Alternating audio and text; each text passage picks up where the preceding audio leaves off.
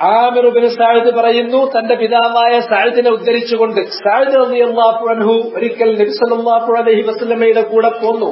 ഫീ ത്വായിഫത്തിൻ മിൻ സ്വഹാബിഹി, റസൂലുള്ളാഹിന്റെ സ്വഹാബിമാരിൽപ്പെട്ട ഒരു കൂട്ടം ആളുകളുടെ കൂടെ നബിയുണ്ട്. നബിയുടെ കൂടെ ത്വായിഫത്തും മിൻ സ്വഹാബിഹി, തന്റെ സ്വഹാബത്തിൽപ്പെട്ട ഒരു പറ്റം ആളുകളുണ്ട്. ആ സ്വഹാബത്തിന്റെ കൂട്ടത്തിൽ ആരുമുണ്ട്? സഅദ് റളിയല്ലാഹു തആല അൻഹുമുണ്ട്. ഫമർറ ബിമസ്ജിദി ബനി മുആവിയ, എവിടുന്നാണ് നബിയും ഇവരും വരുന്നത്? ആലിയത്തിൽ നിന്നാണ് വരുന്നത്. അങ്ങനെ അവർ മദീനയിലേക്ക് ഇങ്ങോട്ട് വരുമ്പോൾ ബനൂ മുആവിയക്കാര് താമസിക്കുന്നിടത്ത് അവർക്ക് വേണ്ടി, അവരുടെ ഗോത്രത്തിന് വേണ്ടി പണി കഴിപ്പിച്ചിട്ടുള്ള പള്ളിയുടെ അരികിലൂടെ നടന്നു. അങ്ങനെ പള്ളിയുടെ അരികിലെത്തിയപ്പോൾ ഇബ്നു നുമൈറിന്റെ ഹദീസിൽ പറഞ്ഞതുപോലുള്ള കാര്യം അദ്ദേഹം പറഞ്ഞു. റസൂലുള്ള പള്ളിക്കകത്ത് കയറി 2 റക്അത്ത് നമസ്കരിച്ചു, ഞങ്ങളും കൂടെ നമസ്കരിച്ചു. പിന്നെ നബി ദീർഘമായി പ്രാർത്ഥിച്ചു. ആ പ്രാർത്ഥനക്കൊടുവിൽ നബി ഞങ്ങളിലേക്ക് തിരിഞ്ഞു. എന്നിട്ട് പറഞ്ഞു, ഞാൻ എന്റെ റബ്ബിനോട് 3 കാര്യം ചോദിച്ചു. 2 എണ്ണം എനിക്ക് നൽകി, 1 എനിക്ക് നൽകിയതുമില്ല. 2 എണ്ണം എനിക്ക് നൽകിയത്, ഒന്ന് ഒരു പൊതുവായ വരൾച്ചയിലൂടെ ഈ ഉമ്മത്തിനെ മുച്ചൂടും നശിപ്പിക്കരുത്, അത് അല്ലാഹു നൽകി. അല്ലെങ്കിൽ ഒരു ജലപ്രളയത്തിലൂടെ ഈ സമൂഹത്തെ, മുസ്ലിം ഉമ്മത്തിനെ മൊത്തത്തിൽ നശിപ്പിക്കരുത്, അതും അല്ലാഹു നൽകി. 3-മതായി റസൂലുള്ള പറഞ്ഞു, അവരുടെ ആക്രമണശേഷി അവർ പരസ്പരം പ്രയോഗിക്കുന്ന സ്ഥിതി ഉണ്ടാക്കരുത്. അത് നബി സല്ലല്ലാഹു അലൈഹി വസല്ലമയുടെ ആ പ്രാർത്ഥന, മനഅനീഹ, എന്റെ റബ്ബ് എനിക്ക് നൽകിയതുമില്ല, അത് അല്ലാഹു തടഞ്ഞു. ഈ കാര്യം ഈ സനദിലൂടെയും വന്നിരിക്കുന്നു. ഇത് റസൂലുള്ളാഹിന്റെ പ്രവചനം പുലർന്നുകൊണ്ടേയിരിക്കുകയാണ്. ഇത് ഇസ്തിംറാറുള്ള ഒരു കാര്യമാണ്. റസൂലുള്ളാഹിന്റെ കാലശേഷം തോന വൈകാതെ 4 ഖുലഫാക്കളിൽ 3 പേരും എങ്ങനെ മരണപ്പെട്ടത്? രക്തസാക്ഷ്യം വരിക്കുകയാണ്, മരിച്ചു എന്ന് പറഞ്ഞില്ല. 3-മത്തെ ഖലീഫ ഉസ്മാൻ ഇബ്നു അഫ്ഫാൻ ഭരിക്കുന്നതോടുകൂടി ആകെക്കൂടെ ഫിത്നത്തുൻ കുബറ, വമ്പിച്ച ഫിത്നയായി. അവരുടെ ബഅ്സുഹും ബൈനഹും ശദീദ്, പരസ്പരം അവരുടെ പരാക്രമണം അങ്ങോട്ടും ഇങ്ങോട്ടും അന്യോന്യം പ്രയോഗിക്കാൻ തുടങ്ങി. അവിടുന്ന് ഇങ്ങോട്ട് ഇസ്ലാമിക ചരിത്രം ഇതുവരെ എടുത്തു നോക്കിയാൽ അത് ഇടവേളകളിൽ ഈ പറയുന്ന കാര്യം ആവർത്തിക്കപ്പെടുന്നത്, ചരിത്രം ആവർത്തിക്കുന്നത് നമുക്ക് കാണാവുന്നതാണ്. വലിയ ഫിത്നയാണ്. മുസ്ലിങ്ങൾ തമ്മിൽ നടക്കുന്ന യുദ്ധത്തിൽ ഒന്ന് ബുഗാത്ത്, അതിക്രമികളോട് അള്ളാഹു യുദ്ധം നടത്താൻ വേണ്ടി പറഞ്ഞിട്ടുള്ള സുന്നത്ത് പ്രകാരമുള്ള ഒരു യുദ്ധം, അത് മാത്രമേ അനുവദിക്കപ്പെട്ടിട്ടുള്ളൂ. ഖവാരിജുകൾ പോലെയുള്ളവരോട് നടത്തിയിട്ടുള്ള യുദ്ധം, എന്നാൽ അത് സുന്നത്തിന്റെ അടിസ്ഥാനത്തിലുള്ളതായിരിക്കും, അതിന് വ്യക്തമായ രേഖയുണ്ടായിരിക്കും. അതല്ലാതെ ഇജ്തിഹാദിന്റെ തഅ്വീലിന്റെ അടിസ്ഥാനത്തിൽ മുസ്ലിങ്ങൾ പരസ്പരം നടത്തുന്ന ഏതൊരു യുദ്ധവും അത് ഖിതാലു ഫിത്നത്തിൻ, ഫിത്നയുടെ യുദ്ധമായിരിക്കും.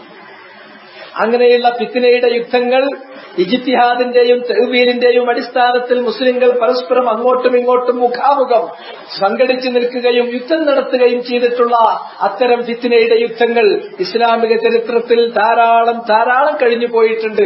ചിലത് അധികാരത്തിന് വേണ്ടിയാകും, ചിലത് മറ്റു ചില കാര്യങ്ങൾക്ക് വേണ്ടിയാകും. അത് നമുക്കിങ്ങനെ കാണാൻ സാധിക്കുന്നതാണ്. ഇത് ഫിത്നയാണ്. അപ്പൊ ഇതിൽ നിന്ന് നമ്മൾ മനസ്സിലാക്കേണ്ട ഒരു സംഗതി, ഖിയാമത്ത് നാളിന്റെ മുമ്പ് വരെ റസൂലുള്ളാഹി സ്വല്ലല്ലാഹു അലൈഹി വസല്ലമയുടെ വിയോഗം കഴിഞ്ഞ് വിയോഗത്തിന് ശേഷം കഴിയുന്നതിന് മുമ്പ്, കൂടുതൽ കഴിയുന്നതിന് മുമ്പ് ഈ ഫിത്ന തുടങ്ങി. ഏതാണ് ആ ഫിത്ന?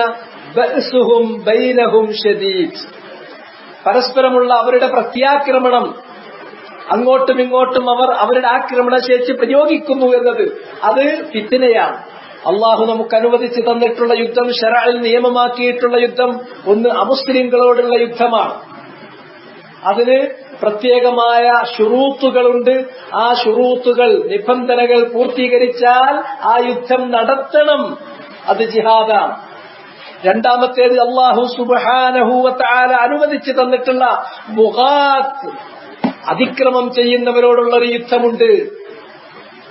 ശരീഅത്തിനെ തള്ളിപ്പറയുന്ന, ശറഇനെ തള്ളിപ്പറയുന്ന, ശരീഅത്ത് കാറ്റിൽ പറത്തുന്ന ആളുകളോട് ചിലപ്പോൾ ഭരണാധികാരിക്ക് യുദ്ധം നടത്തേണ്ടി വരും. വഇൻ ത്വായിഫതാനി മിനൽ മുഅ്മിനീന ഖതതലൂ ഫഅസ്ലിഹൂ ബൈനഹുമാ ഫഇൻ ബഗത് ഇഹ്ദാഹുമാ അലൽ ഉഖറാ ഫഖാതിലുൽ ലതീ തബ്ഗി ഹത്താ തഫിയ ഇലാ അംരില്ലാഹ്. മുസ്ലിങ്ങളിൽപ്പെട്ട രണ്ട് വിഭാഗം അവർ അഭിപ്രായ വ്യത്യാസമുണ്ടായി യുദ്ധത്തിലെത്തിയാൽ ആ അഭിപ്രായ വ്യത്യാസം ഉണ്ടാകുന്നതോടുകൂടി അല്ലെങ്കിൽ കലാപത്തിലേക്ക് അവർ നീങ്ങുമ്പോൾ അവർക്കിടയിൽ നിങ്ങൾ ഇസ്ലാഹ് നടത്തണം. എന്നിട്ട് ഇസ്ലാഹ് നടത്തിയതിന് ശേഷം ഒരു കക്ഷി ആ ഇസ്ലാഹ് ലംഘിക്കുകയും എന്നിട്ട് മറുകക്ഷിയെ ആക്രമിക്കുകയും ചെയ്താൽ ഫഇൻ ബഗത് ഇഹ്ദാഹുമാ അലൽ ഉഖ്റാ ഫഖാതിലുൽ ലതീ തബ്ഗി. അതിക്രമത്തിന് മുതിർന്നിട്ടുള്ള ആ കക്ഷിയോട് നിങ്ങൾ യുദ്ധം ചെയ്യണം. ഹത്താ തഫിയ ഇലാ അംരില്ലാഹ്. അല്ലാഹുവിന്റെ കൽപ്പനയിലേക്ക് അവർ മടങ്ങി വരുന്നത് വരെ. ഖവാരിജികൾ ഇതാണ് ചെയ്തിട്ടുണ്ടായിരുന്നത്. അവര് ശരീഅത്തിന്റെ അള്ളാന്റെ കൽപ്പന തള്ളി വിശുദ്ധ ഖുർആൻ നബി സല്ലല്ലാഹു അലൈഹി വസല്ലമയുടെ ഹദീസും അവരുടെ ഇഷ്ടാനുസരണം വ്യാഖ്യാനിച്ചു. എന്നിട്ട് അലി ഇബ്നു അബീ ത്വാലിബിനെതിരെ യുദ്ധം നടത്തി, മുആവിയ റളിയല്ലാഹു തആല അൻഹുവിനെതിരെ യുദ്ധം നടത്തി. അങ്ങനെ വരുമ്പോൾ അവര് മുഗാത്തുകളാണ്, അവര് ശരീഅത്തിൽ നിന്ന് പുറത്തുപോയിട്ടുള്ള ആളുകളാണ്. അവരോട് യുദ്ധം നടത്താം. അത് സുന്നത്തനുസരിച്ചുള്ള തെളിവനുസരിച്ചുള്ള വ്യക്തമായ യുദ്ധമാണ്. എന്നാൽ അല്ലാത്ത യുദ്ധങ്ങൾ മുസ്ലിങ്ങൾ നടത്തിയാൽ ആ യുദ്ധങ്ങൾ അത് തഅ്വീലിന്റെ വ്യാഖ്യാന പഴുതിലൂടെയാണ് യുദ്ധത്തിന് വരുന്നത്. ഇജ്തിഹാദ് അതുപോലെ തന്നെ ഓരോ കക്ഷിയും അവരുടേതായ ഇജ്തിഹാദിന്റെ ഫലങ്ങളിലൂടെയാണ് അവർ യുദ്ധത്തിനൊരുങ്ങുന്നത്. അതിന് വ്യക്തമായ തെളിവ് അവർക്കില്ല. ഇജ്തിഹാദും തഅ്വീലും മാത്രമാണുള്ളത്. അത് ഖിതാലു ഫിത്നത്തിൻ, അത് ഈ ഉമ്മത്തിനുള്ള ഒരു പരീക്ഷണമാണ്, ഫിത്നയാണ്. അത്തരം യുദ്ധങ്ങളിൽ നിന്ന് പൂർണ്ണമായി മാറണം. എന്തിനാണ് ഈ കാര്യം പറയുന്നത്? രണ്ട് മുസ്ലിം വിഭാഗങ്ങൾ, രണ്ട് മുസ്ലിം രാജ്യങ്ങൾ അവര് തമ്മിൽ ഒരു കലാപത്തിലേക്ക് നീങ്ങുകയാണെങ്കിൽ അതിൽ നമ്മൾ കക്ഷി ചേരേണ്ടവരല്ല. ഇസ്ലാഹുണ്ടാക്കുക മാത്രമാണ് നമ്മൾ ചെയ്യേണ്ടത്.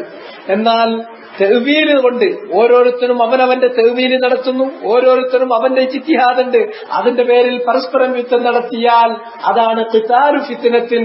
ആ ഫിത്നയുടെ യുദ്ധത്തിൽ നിന്നൊരു മുസ്ലിം മാറുന്നതിന് വേണ്ടിയാണ് നബി സല്ലല്ലാഹു അലൈഹി വസല്ലമ മുൻകൂട്ടി തന്നെ ഈ കാര്യങ്ങൾ നമുക്ക് താക്കീത് ചെയ്തിട്ടുള്ളത്, ഫിത്നയിൽ അകപ്പെടാതിരിക്കാൻ വേണ്ടി.